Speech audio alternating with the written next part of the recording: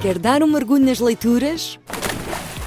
O Observador está a premiar quem lê além das manchetes. Temos um Kindle para oferecer por dia em observador.pt.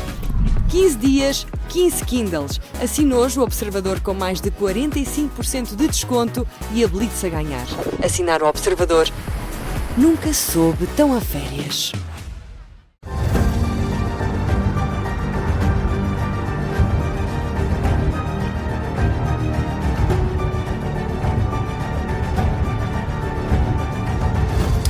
O domínio da guerra às sextas-feiras, sempre a esta hora, com o Major-General Arno Moreira. Olá, Viva, bom dia. Bom dia a todos. Bom dia. Vamos começar pelo ultimato de Trump a Putin, e depois de um fim de semana de expectativa sobre a surpresa que Donald Trump tinha anunciado que iria revelar na segunda-feira. Tivemos finalmente direito a conhecê-la no início desta semana.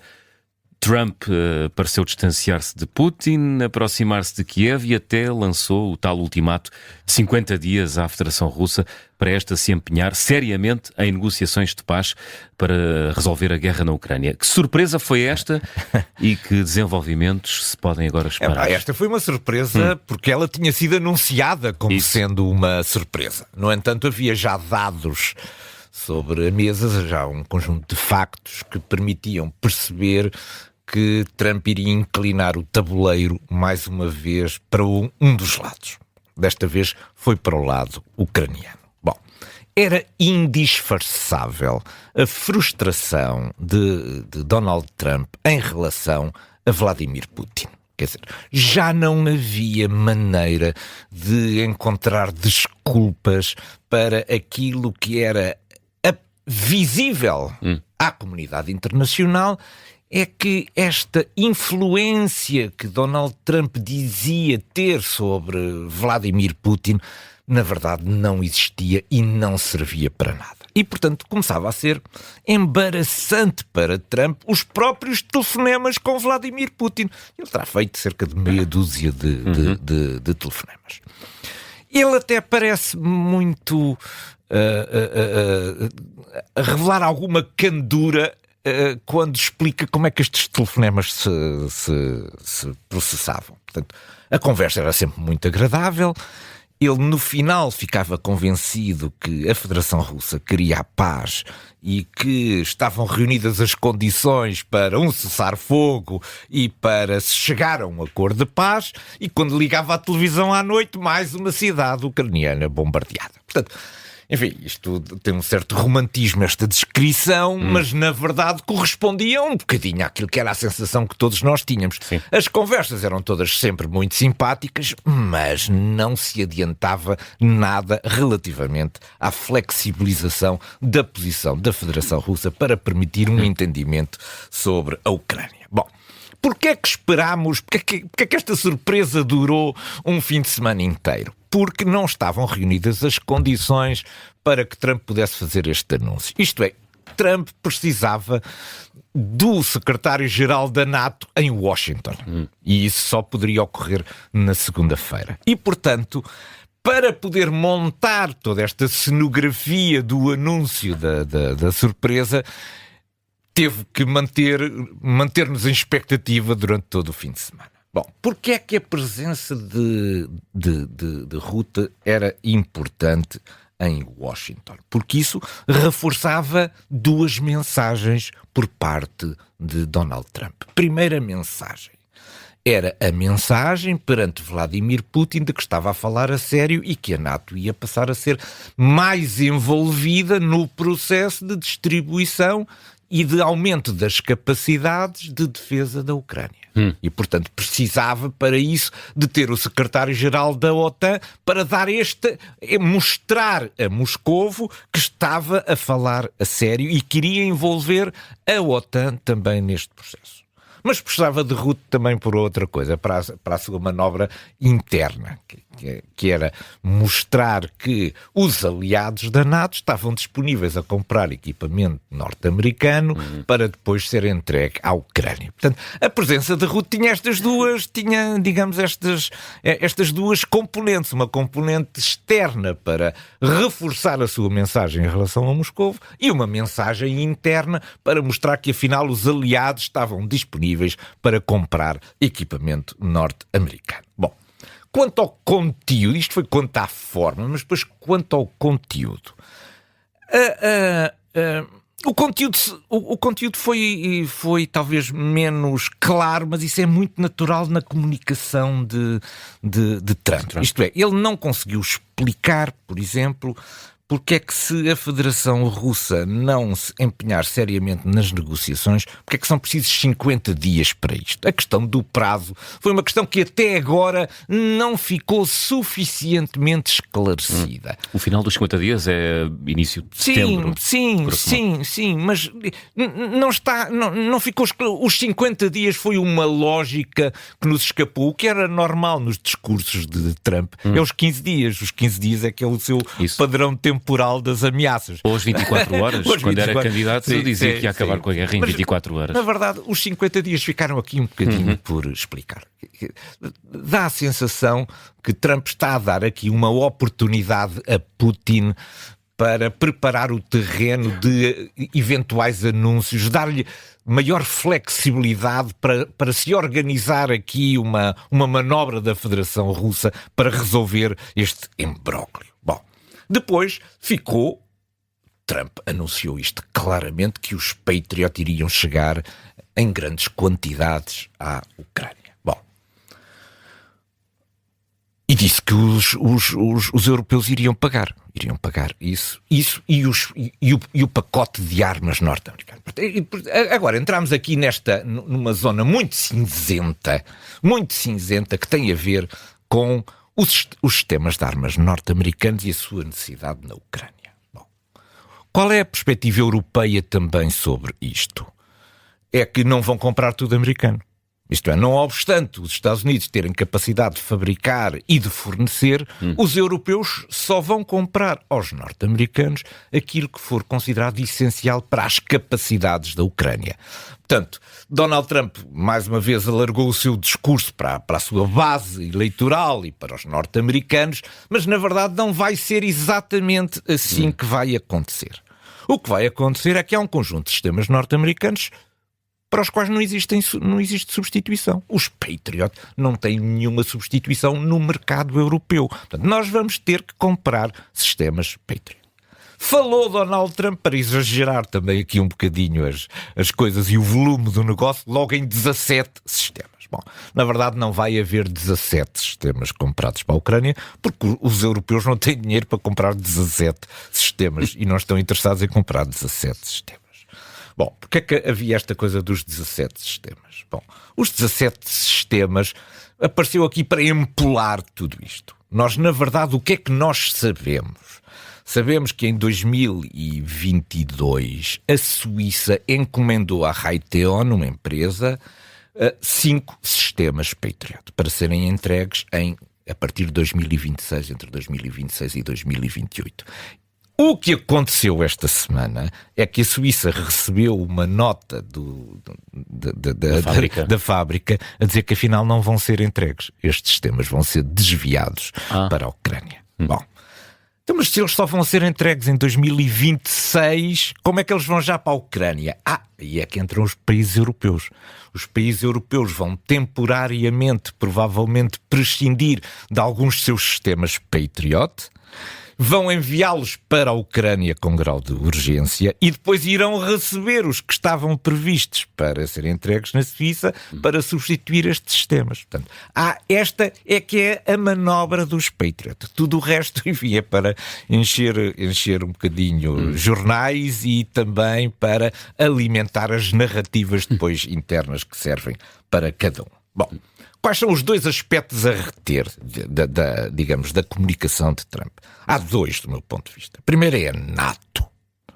Joe Biden sempre procurou manter a NATO fora disto. Isto é, quem ajudava a Ucrânia eram os países que por acaso faziam parte da NATO. Mas, ao chamar Mark Rutte para a conferência, deu uma institucionalização. Donald Trump deu uma institucionalização neste papel de apoio à Ucrânia através da NATO. Portanto, Donald Trump envolveu a NATO agora neste todo sistema de procurement, de reencaminhamento, etc., das capacidades militares para a Ucrânia. Portanto, esse aspecto é fundamental, porque há aqui uma alteração visível, propositada, do papel da NATO na ajuda à Ucrânia. No final, o que vai acontecer é que certamente a NATO vai ficar muito mais próxima da Ucrânia e a Ucrânia muito mais próxima também da NATO. Bom, primeira conclusão. Segunda questão tem a ver com um ultimato. Isto é novo, porque até agora tinha havido apenas conversas soft, conversas mansinhas, mas desta vez há um ultimato. Isto é, de repente, a Federação Russa tem um ultimato feito pelos Estados Unidos para se empenhar nas negociações da paz da Ucrânia. Portanto, estes são, digamos, os dois aspectos. Os 50 dias estão muito por explicar, do meu ponto de vista, é para suavizar a posição norte-americana e dar aqui alguma flexibilidade de resposta à Federação Russa. Então, e qual foi a reação da Federação Russa? Bom, cautelosa do ponto de vista das palavras. As primeiras reações da Federação Russa... A Federação Russa estava à espera que o grande pacote de sanções pudesse ter sido colocado e ficou aliviada por esse pacote não estar presente. Mas não deixou de estar preocupada pelo resultado de tudo isto, que vão começar a chegar novas armas à Ucrânia. Isso, a Federação Russa já tem isso como certo. E, portanto, as primeiras palavras foram de não hostilizar Trump. Para as palavras oficiais, Lavrov, de Peskov, era não hostilizar Trump. E dizer, nós precisamos de entender o sentido das palavras de Trump. Trump estará eventualmente apenas a ser manipulado pela Europa e pela NATO e precisa de ser esclarecido sobre este assunto. Estas é muito interessante porque a narrativa russa nunca desistiu de separar os Estados Unidos da Europa e vai aproveitar a questão agora das armas e da compra dos Patriot para reforçar este aspecto que procura acentuar aqui divergências entre a opinião pública europeia e norte-americana. Bom, portanto, essa foi a primeira reação. Foi uma reação de precisamos de tempo para perceber melhor a intenção de Trump. A segunda foi não ligar nada no que diz respeito às ações de natureza militar. Isto é, continuou com o mesmo padrão de atuação militar como se os Estados Unidos e Donald Trump não tivessem feito este ultimato. Portanto, do ponto de vista prático, não produziu ainda efeitos, não se notam efeitos do ponto de vista da reação militar da Federação Russa. E depois, acelerar aquilo que a Rússia considera fundamental para acalmar Trump. É conseguir conseguir marcar uma nova reunião com a Ucrânia para dizer que está a haver progressos, que está a haver negociações e para dizer que se não há avanço é porque a culpa é da Ucrânia. Portanto, faz parte de todo este processo agora reforçar a sua necessidade em ter rapidamente, neste espaço dos 50 dias, de ter uma reunião com a Ucrânia para dizer, estão a ver, nós sentámos-nos à mesa, estamos de boa fé. Nós estamos de boa fé. Portanto, esta é foi um bocadinho a reação e a estratégia da Federação Russa. Agora, o registro destas declarações, se ela foi simpática, cordato com Trump, não o foi com a Europa. A Europa foi o alvo de todas as críticas da Federação Russa. Peskov disse o seguinte, eu tenho aqui as palavras.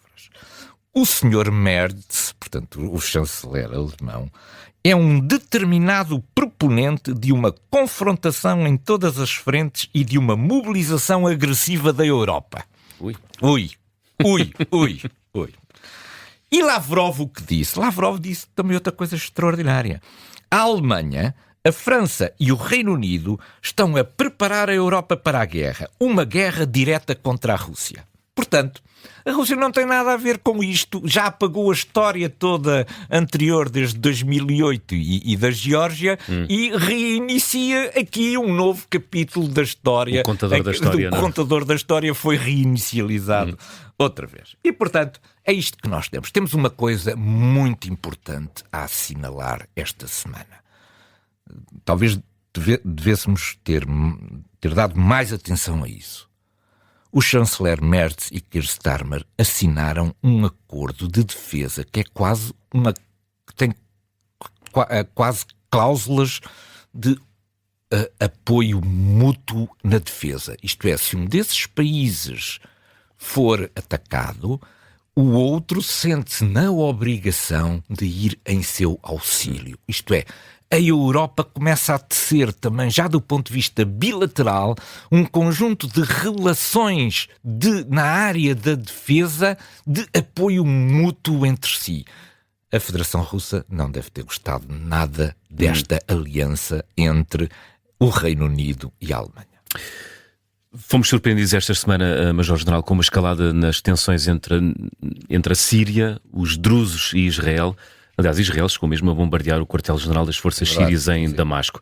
Entretanto, Washington teve de vir intervir diplomaticamente para, enfim, procurar moderar as partes. Que conflito é este que envolve esta comunidade drusa no sul da Síria? Bom, os drusos são um povo árabe que tem cerca de 1 milhão de pessoas. Este 1 milhão de pessoas não está concentrado, está dividido entre vários países do Médio Oriente. Mas há uma concentração relativamente importante na Síria, no sul da Síria e no norte de Israel. E é uma comunidade que se sente muito próxima uma da outra. Isto é, os drusos da Síria sentem-se irmãos dos drusos que estão em Israel. Portanto, este povo que vive, que tem uma cultura própria, que tem uma religião própria, que tem regiões geográficas que habita, tem aquilo que se chama as condições para ser uma nação. Entende-se e olha-se a si como sendo uma nação, mas é uma nação que nunca chegou ao estatuto de ser um Estado reconhecido. A nação drusa, ali naquela zona dos Montes Golãs, divide-se entre 2 Estados. Uns são cidadãos da Síria, outros são cidadãos de Israel. Bom, a maior afinidade estratégica dos drusos sempre foi com Israel e menos com a Síria. E sobretudo agora em que a Síria tem um regime com um islamismo mais pronunciado. A religião drusa, se bem que seja uma religião de origem muçulmana, tem um conjunto de regras e de procedimentos que são mal vistos por parte dos islamistas. E, portanto, há aqui também uma dissociação religiosa entre os drusos e o novo regime da Síria. Bom, de uma forma dinâmica e muito simples, quais são os 3 interesses aqui que estão em jogo? O regime de Al-Shara, portanto, o novo regime na Síria, quer unificar o país. Isto é, manter o controle também com as suas forças armadas sobre todos os territórios do país. Os drusos, por seu lado, querem manter a autonomia que têm vindo a conseguir e, portanto, não querem forças ligadas ao regime da Síria nas suas zonas de relativa autonomia. E Israel não quer as forças da Síria encostadas à sua fronteira nos Montes Golã.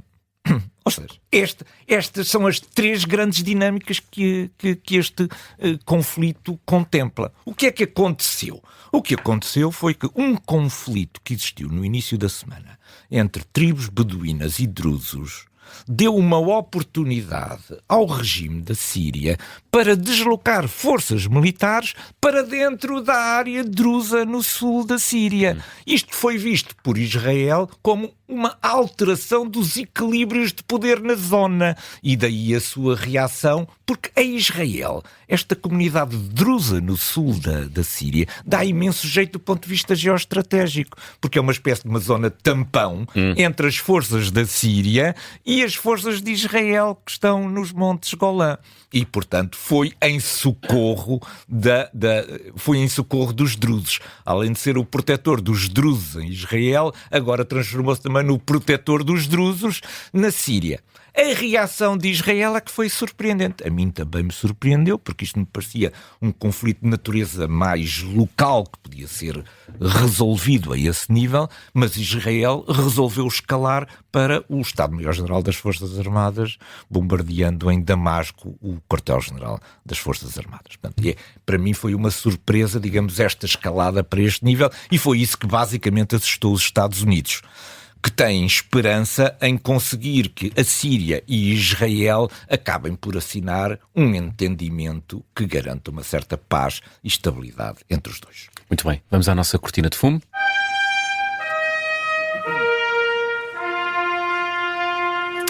Enquanto a Europa não consegue aprovar mais um pacote de sanções à Rússia e Trump resolveu esperar 50 dias, os tais 50 dias até aplicar as sanções dos Estados Unidos, chegam sinais de que a Rússia não está excessivamente preocupada com as possíveis novas sanções. Mas... há sempre um mas, não é? Há sempre um mas. Por detrás desta cortina de fumo e de otimismo russo, disparou no primeiro semestre o déficit da Federação Russa. O que é que se está a passar? Bom, nós não temos dado, do meu ponto, eu tenho muita atenção sobre as questões da economia da Federação Russa, porque relembro mais uma vez que foi a incapacidade de resolver os problemas de natureza económica e de desenvolvimento social que levou à queda do muro e à dissolução da União Soviética. Portanto, não foi a Guerra Fria propriamente conduzida do ponto de vista militar.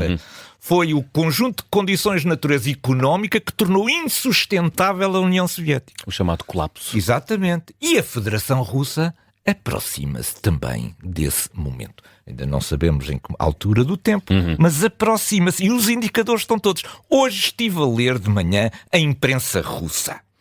Toda a imprensa russa hoje fala sobre os problemas económicos da Rússia. Porque o pão aumentou brutalmente, as prestações das casas aumentaram brutalmente, a indústria de cimento está falida porque deixou de haver investimento público e, portanto, a indústria de cimento também já não consegue produzir. Há um conjunto muito significativo de setores na Federação Russa que estão a ser afetados. Bom, a Rússia tinha previsto um déficit orçamental para 2025 de 47 mil milhões de dólares. Para o final do ano. Só que já o atingiu ao fim de 6 meses. Ui. A previsão falhou em 100%. Isto é, já chegou em junho ao mesmo déficit que tinha previsto para o final do ano. O presidente do Comitê Federal de Orçamento e Finanças, que fala na Duma perante os deputados, chama-se Anatoly Artamov, disse o seguinte: as autoridades têm de procurar urgentemente receitas adicionais para o orçamento da Federação Russa. Em face do decrescimento daquilo que são as receitas de petróleo e gás e da degradação da situação económica. E as medidas têm de ser tomadas urgentemente, porque as previsões económicas se estão a tornar pessimistas. Não foram os malvados dos ocidentais que disseram isto. Isto foi dito aos deputados esta semana por Anatoly Artamov, o presidente do Comitê Federal do Orçamento. E então quais são os dados conhecidos do primeiro semestre? É que as receitas só aumentaram na Federação Russa 2,8% e as despesas aumentaram 20,2%. Isto é um disparar brutal nas despesas sem que isto tenha qualquer compensação por parte das receitas que estão basicamente estabilizadas. As receitas provenientes do gás e do petróleo caíram 17% no espaço de um ano. 17% menos de rendimento que a Federação Russa tem nisto. A Rússia está a perder o caminho do desenvolvimento com isto. E vai pagar isto muito caro. Das 1.658 empresas, chamadas empresas unicórnio, que valem mais de 1.000 milhões de dólares no início de 2025, em 1.658 empresas em todo o mundo, não há uma única da Federação Russa. A China e os Estados Unidos têm já neste momento 150 supercomputadores. A Federação Russa tem 7. Pois, é uma grande diferença. É uma grande diferença. A Rússia está a perder e vai pagar muito caro, tal como pagou a União Soviética todas as despesas que teve com a Guerra Fria. Vamos ao ponto de mira.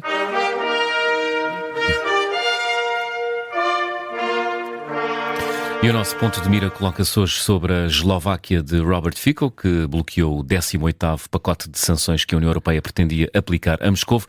O que é que se passou desta vez com Robert Fico? Bom, ainda há uma esperança que ainda hoje ainda possa vir a ser aprovado por Robert Fico este pacote. Mas a verdade é que tem obrigado os ministros dos negócios estrangeiros e outros ministros a deslocarem-se a Bruxelas frequentemente para verem. Ele já votou 6 vezes. Já votou 6 vezes. Apesar da União Europeia, da Comissão Europeia, já ter garantido um conjunto de ter dado um conjunto de garantias sobre o abastecimento de gás alternativo à República Checa. Portanto, o que é preciso fazer aqui? Não há nenhum sistema que funcione só com cenouras. É preciso também pauladas. Ora, a União Europeia dá as cenouras. E quem dá as pauladas é a Eslováquia e a Hungria. A pressão foi tanta que Robert Fico se viu obrigado a voltar atrás, e desta vez parece que vai mesmo aprovar essa coisa. O que eu sugiro aos Estados europeus é que, por causa das visitas dos seus ministros frequentemente, por causa de Fico a Bruxelas, entreguem as contas para serem pagas pela Eslováquia, hotéis e transporte aéreo. Domínio da Guerra está de regresso na próxima sexta-feira. Bom fim de semana. Bom fim de semana a todos. Muito obrigado.